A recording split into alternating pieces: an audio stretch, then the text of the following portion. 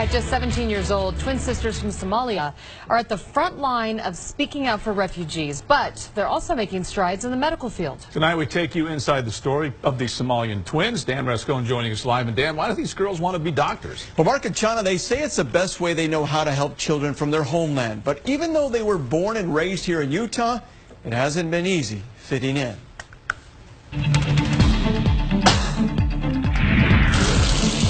From the looks of it, we're inside a hospital. But this is actually a classroom filled with high school students enrolled in an elite surgical course at the Jordan Academy for Technology and Careers, or JTech, in West Jordan.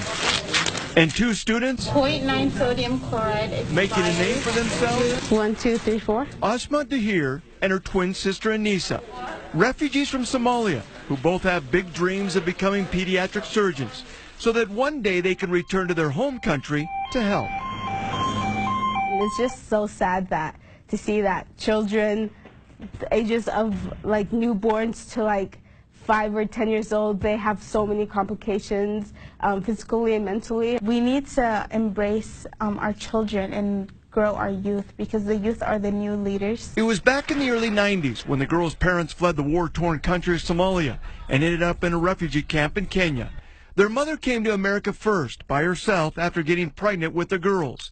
She worked several jobs to try and keep food on the table. Made my siblings and I say, oh, we need to get an education so we could escape poverty. That is why they are taking their education so seriously and wanting to be doctors. And it motivated me to make a change in the world, to go back to Somalia or go back to other refugee camps and help them. But these sisters are not just wanting to make a difference here in the medical field.